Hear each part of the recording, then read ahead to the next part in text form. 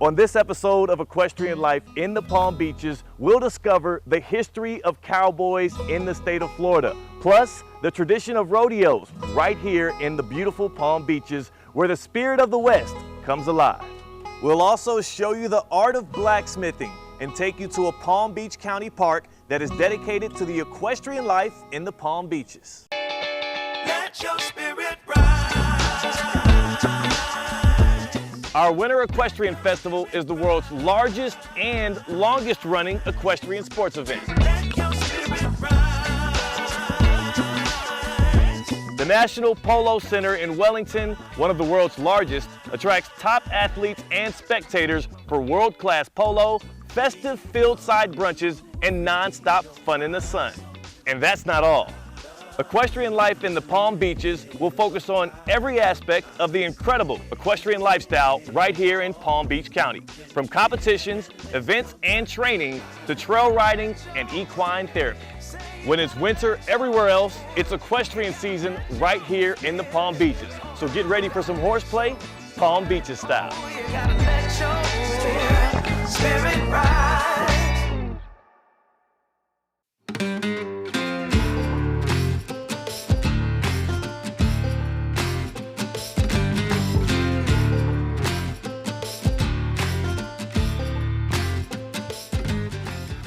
While the cowboy culture is often associated with the American West, particularly states like Texas and Arizona, there's also a history of cowboys in Florida.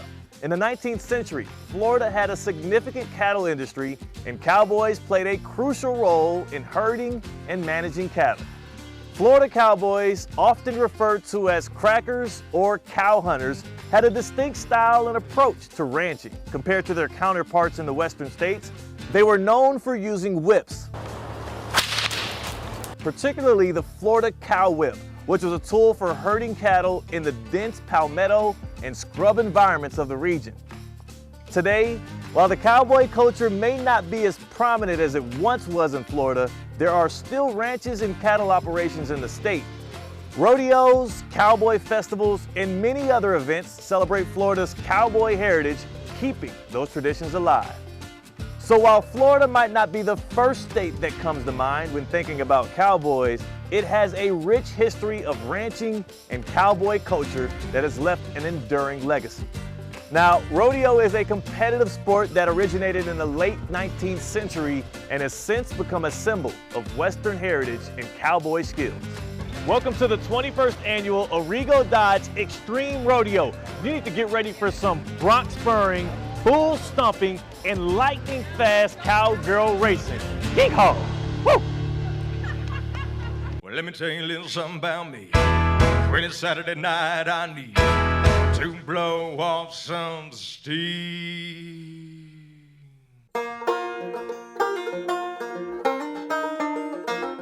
The word rodeo is derived from the Spanish word for roundup or gathering. Early rodeos were informal competitions among cowboys to showcase their skills in riding, roping, and handling cattle. For you, what's the most thrilling part of getting up on there, seeing the fans in the stands with their cowboy hats on, rooting you on, but also just rooting to see a good show, right? No, that's right. I don't know, my favorite part's winning. That's all I like to do is win. Rodeo is often associated with a code of conduct, emphasizing values such as courage, integrity, and sportsmanship. The cowboy way of life is celebrated, and rodeo participants are seen as upholding these principles. So we are at the South Florida Fairgrounds in West Palm Beach, Florida, getting ready to enter into the third action-packed performance of your 21st annual Origo Chrysler Dodge Jeep Ram Extreme Double K Rodeo. Double K Rodeo, Miss Cynthia Zug, the only female rodeo company owner anywhere in the Sunshine State. And guess what else? Over 110 rodeos a year she puts on right here in Florida. Rodeo is probably one of the best sports left that always honors God, family, and country. And what I love about it most, you can bring your small children here, or you can bring your elderly grandparents, and it really doesn't matter what's said. You don't have to worry about something being said you're going to have to explain, or something being said or done that's just going to embarrass you. It's just good, great family Christian entertainment. Now, when people step in there, what's the first thing to expect? Now, I'm from Houston, Texas. I grew Right. up going to rodeos, so I know.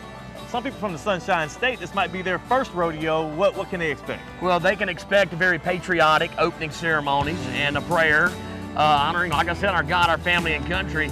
And then we introduce all of the rodeo personnel. We'll introduce you to each one of the bull riders, where they're from, their names, some of their accolades.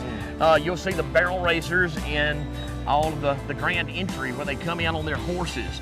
And then it's action-packed from the beginning. I'm talking about the most dangerous 8 seconds on earth. Out of the pulsating action of the bucking chutes, it's bull riding right there. Is there a thing that people, when they get their first taste of the rodeo, that come back and say to you like, yo, I didn't imagine this? I'll tell you right here, one of the main things that people don't understand is that did you know that the state of Florida is the birthplace of the American cowboy? There were cowboys in the state of Florida 200 years before they ever moved west. Being a cowboy, number one, being a cowboy is cool. Yeah. And that's just it. It looks It's cool. Cool as the bottom side of the pillow. I love my job. I get to travel across the United States. This year I was very fortunate to announce 47 different events from as far south as here in West Palm Beach up to Minnesota and out to Guthrie, Oklahoma. I love working for Double K. I travel and do a lot of rodeos. But I'm telling you, Double K Rodeo Productions, if you're not here at the South Florida Fairgrounds, you need to mark it on your calendar. 3 rodeos right here a year out of that 109. Look, y'all, special treat. We're here with Haley Wall, and before I even get into all the many things you do, because it's a lot, the rodeo can't happen without Haley Wall, who we got here as our special guest for real? This is Willie. He is a 20-year-old quarter horse gelding. He's a Palomino color, and he is a wonderful friend. The show doesn't start without Haley Wall. Not only are you a barrel racer, not only are you a trick rider, you also sing the national anthem, and you're part of the Open. What is the Open? How does the rodeo get started? So the rodeo gets started usually with a patriotic song, and a team of riders ranging from 4 to 6 people come in and they do a pattern, and it's supposed to just be patriotic and get the crowd fired up and ready for the rodeo. Then we go in, we do trick riding, we come back out, then change into barrel racing, and then we change for the closing. So Willie, as you can tell, he's a very relaxed horse. He's very easygoing. He's what we call bomb-proof. So nothing but a bomb would scare him is what the phrase is about. He is a therapy horse, so veterans and kids with special needs ride him. And so that's really nice for the rodeo here because rodeos are unpredictable, people are unpredictable, and things happen. But Willie's always been my rock, and I've never had to worry about him for anything. Can I pet Willie? Where would I pet him at if I do? So if you pet a horse right here, it's how a horse greets another horse. Nice. And shows them love. You can pat right here. Little pat, okay. Or sort of like this, and you can let him smell you. Okay, so a rub right here. All right, Willie. Willie is so calm and nice, and then he can smell it right here. I smell good. I passed the smell check with Willie. You do smell good. Thank you. Oh my God, I was nervous, Willie. It's much love. It's much love, man. I don't know what else. Yep, you're a good guy. Coming up next, we'll find out what it takes to be a rodeo clown.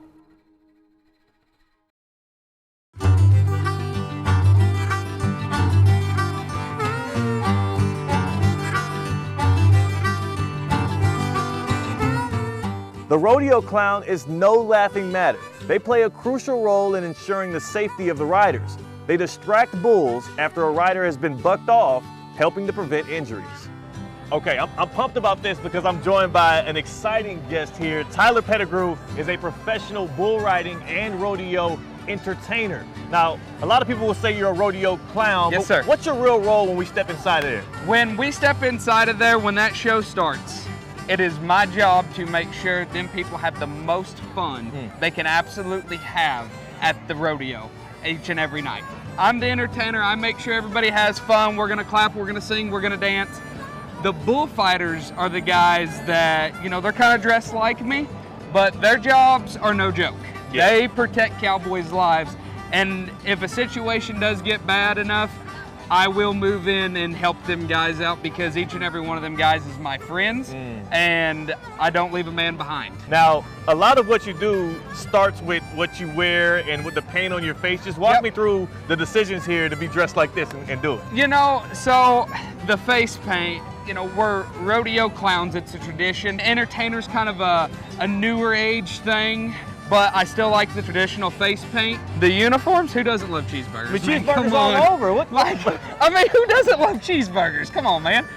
When there's a moment where we're not bucking an animal or an animal's not performing, it's my job to come in there and entertain the crowd. Yes. You know, bring the energy, because the higher the energy, the better the animal athletes buck, the better the cowboys and cowgirls ride, and the better the rodeo fans get to watch a show.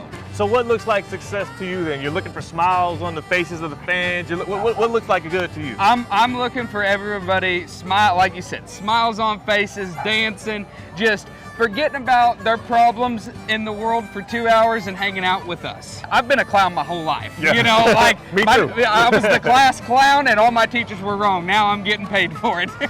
Look at that. A blinding success right here. Tyler Pettigrew, I can't wait to go watch some of the action. Yes, sir.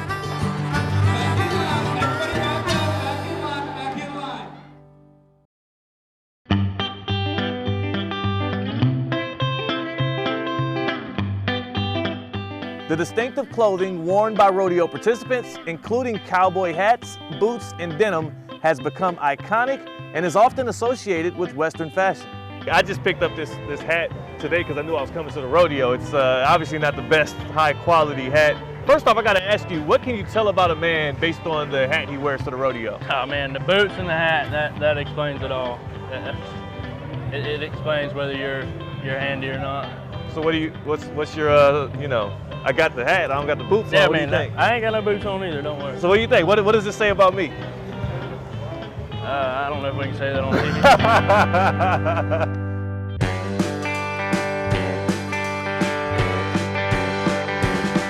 Country and Western music are integral to the rodeo experience. Live performances and music add to the atmosphere of rodeo events.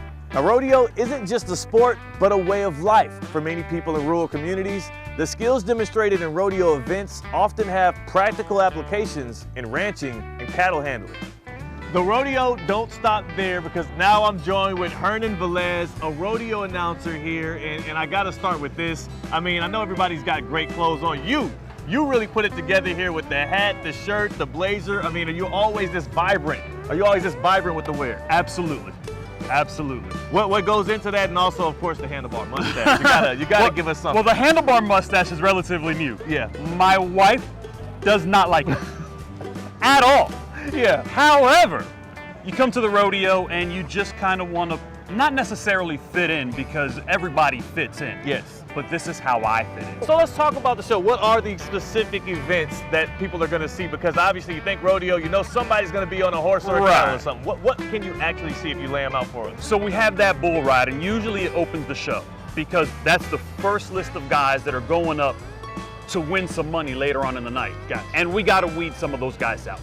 After that, we're going to have the bronc ride, saddle bronc ride. Yep. Now, saddle bronc riding is really easy.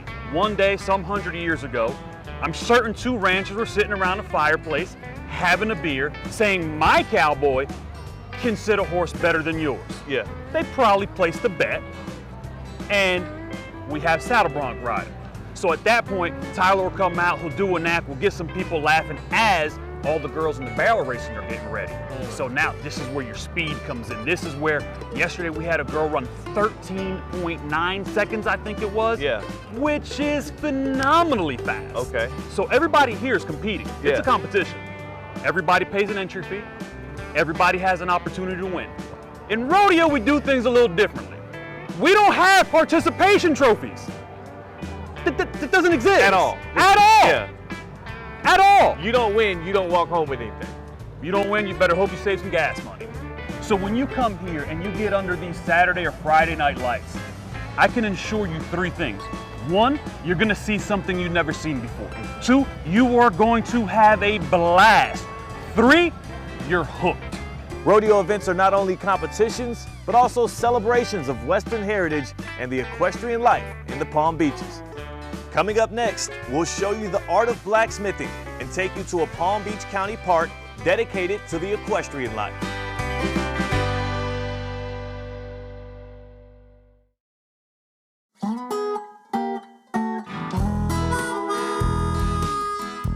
The history of blacksmiths and horseshoes is intertwined with the development of metalworking and the use of horses in human civilization. Blacksmithing is one of the oldest professions, dating back to ancient times. Early blacksmiths worked with bronze and iron, crafting tools, weapons, and other items for daily use. The history of blacksmiths and horseshoes is a fascinating journey that reflects the evolution of metalworking and the close relationship between humans and horses throughout history. I'm Theo Dorsey, and we're joined by James Kimball Davis. He's a farrier, and that's a fancy word for, well, a very trained blacksmith that knows how to put horseshoes on horses. How often do you have to change the shoes out for horses? With this guy, every 5 weeks, that's most of them. Sometimes, you know, every horse is different like every person, so sometimes it's sooner or later, but 5 weeks is usually it. How do the horseshoes help with the horse like Apollo? Oh yeah, I mean, if the horse isn't comfortable, they say no foot, no horse. So if the feet are wrong, the horse isn't going to be happy, and he's not going to do his best, no matter how good of a rider you are. So this is a very important part of the process. For you, I mean, I know you do it so often. What's your favorite part of actually shoeing a horse? I just love being around the horses, and I love being able to get in there with my hands, make stuff, make a difference, and hopefully help them. Well, the horse can't have what it needs without you being able to make the horseshoe, so I think it's time for us to see some sparks fly.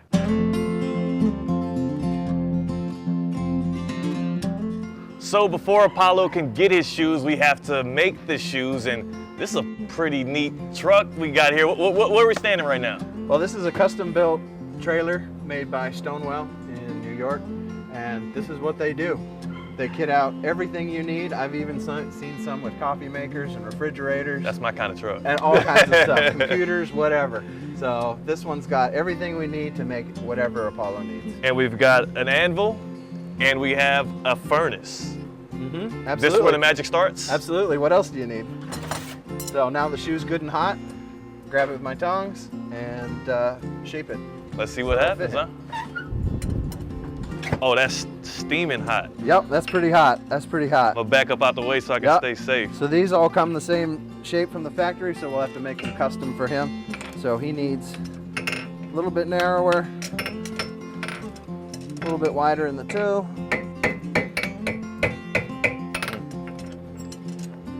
And then you got to bring it around in the heel here. And you notice, because you know Apollo pretty well, you've fitted him before? Yep, I fit him before. And plus,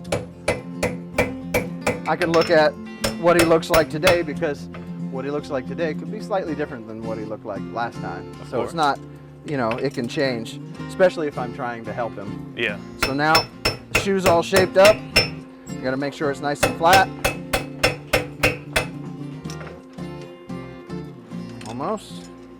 You're working all parts of the anvil there. Go. Absolutely, every piece of the anvil has a job. Now we're ready to go put it on him. That's still hot, huh? It's still hot. Piping hot, okay. It's plenty hot, yep.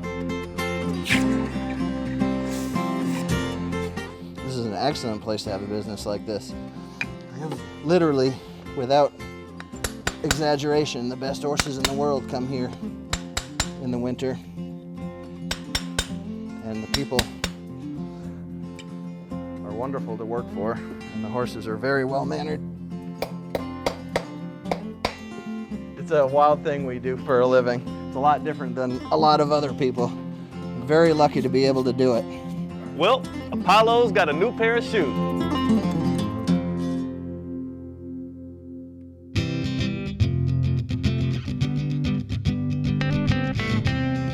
Welcome to the Jim Brandon Equestrian Center, a premier destination for equestrian enthusiasts right here in the heart of West Palm Beach, Florida.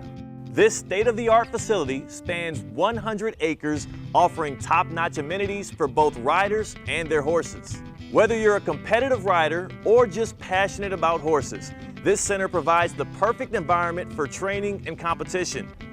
The Jim Brandon Equestrian Center hosts a wide range of events throughout the year, from dressage and show jumping to clinics and exhibitions. There's always something exciting happening at the Jim Brandon Equestrian Center. It's not just about the riders. The family-friendly atmosphere ensures that everyone can enjoy the beauty and excitement of equestrian sports. The facilities here are incredible. The arenas are spacious and the trails are amazing. This facility has everything you need to train and compete at the highest level, and the support from the staff is second to none. The Jim Brandon Equestrian Center, where passion meets excellence. Thanks for watching Equestrian Life in the Palm Beaches. We'll see you next time.